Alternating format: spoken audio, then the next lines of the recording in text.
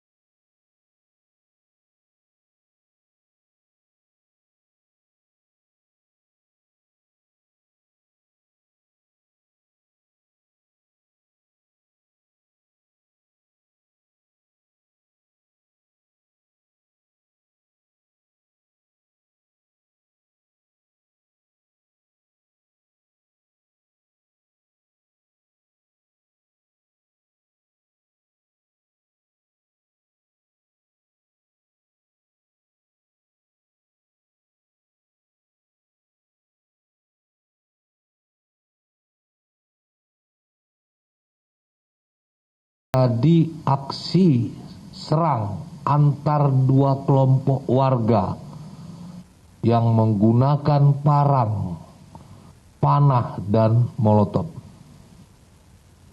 Polda Papua Barat beserta jajaran langsung berkoordinasi dengan tokoh agama, tokoh masyarakat, dan tokoh adat untuk mencegah tidak ada aksi balasan. Petugas Dokes Polres Sorong Kota telah mengevakuasi 17 jenazah korban terbakar di lantai 2 gedung Double O yang dibakar massa. Jenazah dibawa ke RSUD Selebe Solu untuk proses otopsi dan identifikasi korban. Jadi kita masih menunggu dari pihak Dokes dan juga dari identifikasi. Ya. Apakah dikirim dari Makassar atau Jakarta? Kami masih menunggu. Karena kita juga masih mencari apakah ada yang merasa kehilangan di sekitar sini, warga-warganya. Kita akan cek lagi. Termasuk juga untuk daftar pekerja yang ada di lokasi ini. Total berapa sebenarnya? Total ada 17 ya. Ada 17 yang didapat dari penyampaian dari dokter. Dalam penyidikan, polisi telah memeriksa sejumlah saksi, melakukan olah TKP, dan tengah berupaya menangkap para pelaku bentrok antar kelompok warga pada Senin malam itu. Puluhan personel polisi juga masih melakukan penjagaan di lokasi kejadian serta mengevakuasi para pekerja klub malam untuk menghindari bentrok susulan. Dari Sorong, Papua Barat, Michael Kabuare, Metro TV.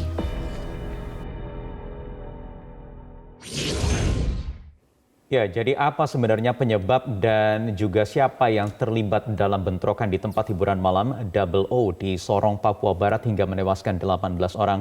Saya akan bahas hal ini bersama Kepala Biro Penerangan Masyarakat Divisi Humas Polri, Brigjen Ahmad Ramadan yang sudah bergabung dari luar studio. Selamat malam, Pak Ramadan. Jadi apakah sudah diketahui penyebab masalah dari bentrokan semalam yang menyebabkan 18 orang tewas? Baik Mas Wahyu, jadi penyebab daripada bentrok dua kelompok warga ini karena ada kesalahpahaman dari anak-anak muda yang juga sudah dipengaruhi oleh minuman keras. Kemudian bergeser menjadi pertikaian atau perkelahian kelompok ya. Jadi antar kelompok warga satu dan kelompok warga lainnya.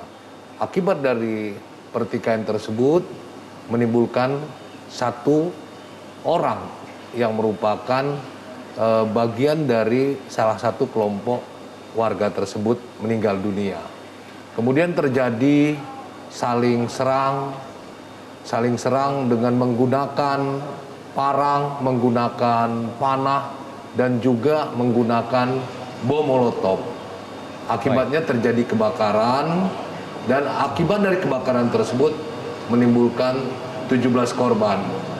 Saya pastikan 17 korban tersebut bukan merupakan bagian daripada kelompok warga tersebut. 17 itu adalah 3 tamu dari diskotik tersebut, tempat hiburan tersebut, dan 14 adalah karyawan. Kalau rinciannya adalah 9 perempuan dan 8 laki-laki. Demikian Mas Wahyu. Baik, Pak Ramadan, jadi dua kelompok warga, kelompok apa ini sebenarnya mereka yang bertikai ini? Ini kelompok warga ya, kelompok warga, mereka semua perantau dari luar provinsi Papua, anak-anak muda semua. Muda, dua kelompok ini semuanya perantau begitu ya? Ya, demikian Mas Roy. Iya, dan mereka saat itu sama-sama sedang berkunjung di klub malam Double O itu, Pak Ramadan. Betul, jadi antar mereka ada yang terjadi gesekan, kemudian rasa solidaritas antar kelompok sehingga menjadi pertikaian antar kelompok. Seperti yang saya katakan tadi, akibat bentrok tersebut menimbulkan korban, salah satu orang dari salah satu kelompok tersebut meninggal dunia. Dari mana kemudian mereka bisa membawa senjata tajam, bahkan ada bom molotov, Pak Ramadan? Apakah ini ditelusuri atau tidak? Apakah ini memang coincidence, artinya spontan, atau memang disiapkan seperti menyiapkan bom molotov itu, Pak? Ini tentunya adalah bagian dari penyelidikan yang dilakukan oleh Polres Sorong dan Polda Papua Barat. Saat ini konsentrasi daripada Polda Papua Barat dan Polres Sorong adalah mengamankan situasi, memastikan situasi terkendali, memastikan agar kondisi ini tidak terulang kembali. Tentu perburuan terhadap para pelaku, otak pelaku terus dilakukan untuk mengungkap siapa pelaku kejadian ini. Ya, Pak Ramadan, kabarnya kan juga beberapa hari yang lalu ada keributan di tempat yang sama. Apakah ini masih saling berkaitan dengan kasus atau peristiwa sebelumnya? Ya, ini kalau kita lihat ya, beberapa hari sebelumnya ada pertikaian atau gesekan di mana yang bertikai atau bergesek adalah dua kelompok tersebut. Ini juga akan kita telusuri, akan kita selidiki apakah ada hubungan antara kejadian sebelumnya dengan kejadian ini. Tapi sekali lagi konsentrasi yang kita lakukan atau fokus yang kita lakukan adalah mengamankan situasi. Kita akan memastikan situasi ini terkendali. Ya. Pak Ramadan, sampai ada 17 pengunjung dan pegawai di klub malam Double O yang terbakar itu sebenarnya bagaimana kronologinya? Mengapa mereka tidak sempat untuk mengevakuasi, Pak, ketika kebakaran itu terjadi? Ya, bangunan tersebut terdiri dari 2 lantai ya. Jadi kondisi ketakutan, diduga kondisi ketakutan para korban tersebut, ketakutan itu mereka bersembunyi di lantai 2. Kemudian untuk melarikan diri, terjadi kebakaran di pintu keluar sehingga memang semua korban tidak terselamatkan. Artinya tidak ada satupun yang selamat. Mereka luka bakar, boleh dibilang luka bakar 100%.